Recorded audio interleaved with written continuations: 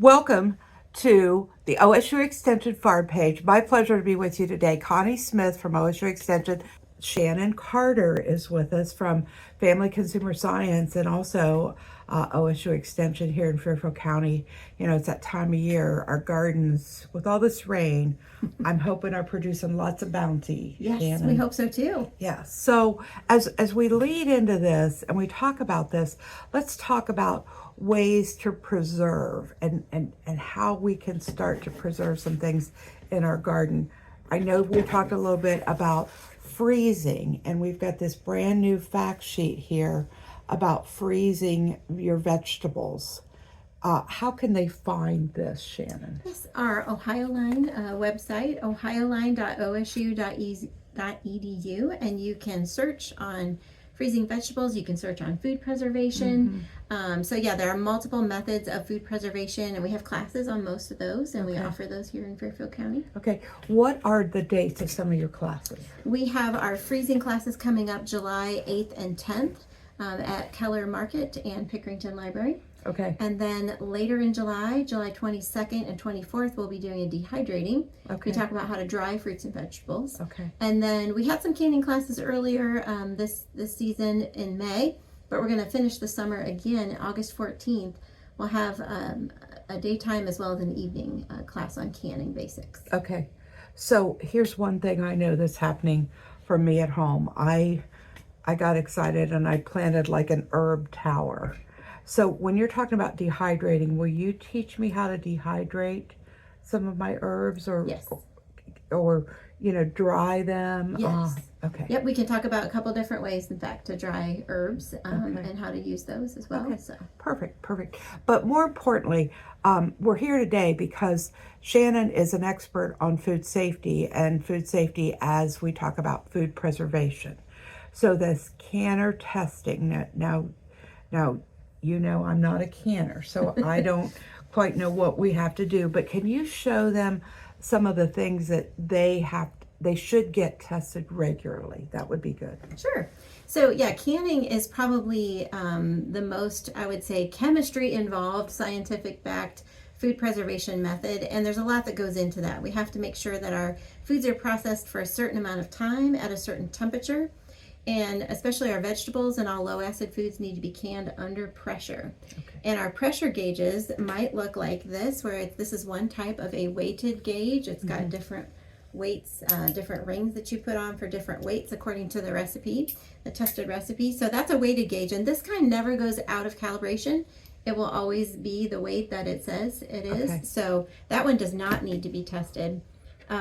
We also might have a dial gauge where the needle goes around, and this would be on the lid of your canner. Usually it's screwed in with threads there, but this is the type of gauge that we do need to test every year. They can just slightly go out of calibration a little bit, and I have a master gauge that we get tested at Presto Industries every year. So this is calibrated, and it's attached to a testing unit that uses air pressure and a simple bike pump. So it only takes about 5 minutes to test a gauge, and then we compare, you know, what the participant's gauge says compared to the master gauge.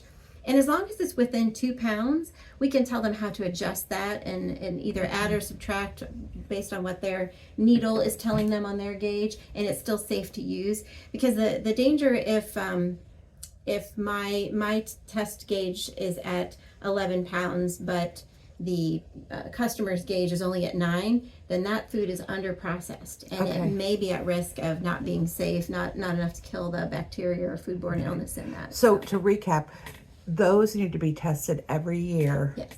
And tell them how easy it is and very, very inexpensive, like free. Yes. To get their gauges tested. Where can they come? How can they make that happen? So sometimes I do an on-location testing. I usually take my testing unit to canning classes, and if people are registered to come to those, they can bring their gauge, and I can do that afterwards. We're also going to be at Keller Farm Market on July 12th, Saturday morning, and I'll bring my testing unit there. Like I said, it's done with air pressure, so it just takes minutes per gauge. And it is free. We are serving at the pleasure of and by the support of our county commissioners. So we thank them for us being able to provide this service. And if you aren't available for Keller Farm Market or one of the classes and you want to stop by the office, you can just call our main office. Number is 740-653-5419. And they'll put you through to me, and I'll schedule a time to make sure I'm here for you. So we've got the gauges tested. Let me ask you this question. If I am a brand new gardener and I've got a ton of produce and I'm thinking, okay, I've listened to this. I don't know if I can freeze all these vegetables. Maybe I should invest in canning equipment. Mm-hmm. What do I look for? How do I get started? Really, is water bath canning kind of not the thing to do anymore? So that's a great question. There are two types of canning. There's water bath, which uses boiling water temperatures of 212. And water bath is great still for tomatoes. It's great for fruits, anything that has acid in it. Okay. But when we talk about low acid, which means vegetables and meats, those have to be done in the pressure canner. Okay. And you can find pressure canners in big box stores. Yes. And you want to look. Tell me the difference between when I'm looking, the weighted gauge and the dial gauge. How do I know? Well, and I showed one type of weighted gauge. Looks like this with the rings. Here's a different type. It kind of looks like a Tinker toy to me. Yeah. It depends on which way you turn it as to whether it's 5, 10, or 15 pounds. The benefit with the weighted gauge, again, it never goes out of calibration. Okay. And you can hear it because what it does when it rocks back and forth. Okay, so you can you can hear it. So it's like an auditory cue. If you're in a different room in your home, you can tell that your canner is still up to pressure because you'll hear this jiggling and rocking. Okay.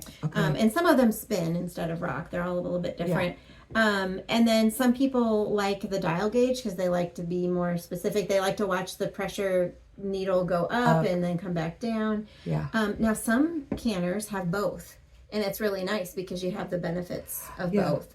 So you could actually find one that has both the weighted gauge and the dial gauge and kind of teach yourself. Yes. Yeah. And they call us dual gauge canners. Okay. And I like those because you do have both. Yeah, that's very cool. Well, good information today for those of you who have a bountiful garden and you want to store things away, for the winter, with Shannon Carter, Family Consumer Sciences Educator here in Fairfield County. We're located at 831 College Avenue in the Fairfield County Ag Center. Our number 740-653-5419. Got questions? Give us a call. Anything about freezing, food preservation, Shannon can help you with those. Also, lots of good online tips at ohioline.osu.edu. Thanks for watching this edition of the Fairfield County Farm Page. And if you've not done it yet, below is where you subscribe. Thank you.